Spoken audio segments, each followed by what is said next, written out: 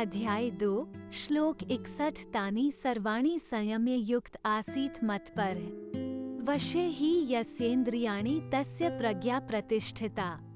61 भावार्थ जो इंद्रियों को पूर्णतया वश में रखते हुए इंद्रिय संयमन करता है और अपनी चेतना को मुझ में स्थिर कर देता है, वो मनुष्य स्थिर बुद्धि कहलाता है। तात्पर्य इस श्लोक में बताया गया है कि योग सिद्धि की चरम अनुभूति कृष्ण भावनामृत ही है। जब तक कोई कृष्ण भावना भावित नहीं होता तब तक इंद्रियों को वश में करना संभव नहीं है।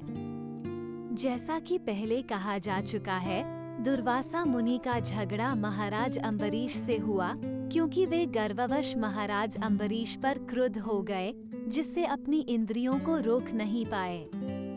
दूसरी ओर यद्यपि राजा मुनि के समान योगी न था, किंतु वो कृष्ण का भक्त था और उसने मुनि के सारे अन्याय सह लिए, जिससे वो विजयी हुआ।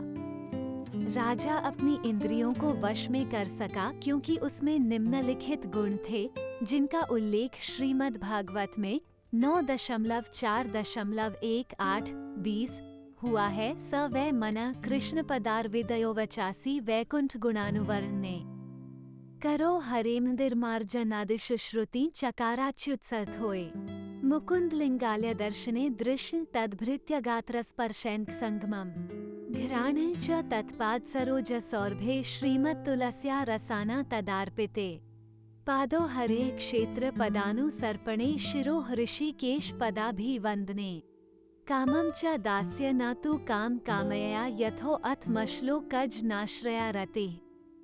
राजा अम्बरीश ने अपना मन भगवान कृष्ण के चरणारविंदों पर स्थिर कर दिया, अपनी वाणी भगवान के धाम की चर्चा करने में लगा दी, अपने कानों को भगवान की लीलाओं को सुनने में, अपने हाथों को भगवान का मंदिर साफ करने में, अपनी आँखों को भगवान का स्वरूप देखने में, अपने शरीर को भक्त के शरीर का स्पर्श करने में, अपनी नाक को भगवान के चरणारविंदों पर भेंट किए गए फूलों की गंध सूंघने में, अपनी जीभ को उन्हें अर्पित तुलसी दलों का आस्वाद करने में, अपने पांवों को जहाँ जहाँ भगवान के मंदिर हैं उन स्थानों की यात्रा करने में, अपने सर को भगवान को नमस्कार करने में तथा अपनी इच्छाओं को भगवान की इच्छाओं को पूरा करने में लगा दिया और इन गुणों के कारण वे भगवान के मत पर भक्त बनने के योग्य हो गए।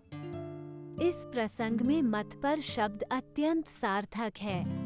कोई मत पर किस तरह हो सकता है, इसका वर्णन महाराज अम्बरीश के जीवन में बताया गया है। मतपर परंपरा के महान विद्वान तथा आचार्य श्रील बलदेव विद्याभूषण का कहना है, मद्भक्ति प्रभावे सर्वेंद्रिय विजय पूर्विका स्वात्म दृष्टि सुलभेयी भावा। इंद्रियों को केवल कृष्ण की भक्ति के बल से वश में किया जा सकता है। कभी कभी अग्नि का भी उदाहरण दिया जाता है। जिस प्रकार जलती हुई अग्नि कमरे के भीतर की सारी वस्तुएं जला देती है, उसी प्रकार योगी के हृदय में स्थित भगवान विष्णु सारे मलों को जला देते हैं। योग सूत्र भी विष्णु का ध्यान आवश्यक बताता है, शून्य का नहीं। तथाकथित योगी जो विष्णु पद को छोड़कर अन्य किसी वस्तु का ध्यान धरते हैं, वे केवल मृगमरीचिकाओं की खोज में वृथा ही अपना समय गंवाते हैं। हमें कृष्ण भावना भावित होना चाहिए, भगवान के प्रति अनुरक्त होना चाहिए। असली योग का यही उद्देश्य है।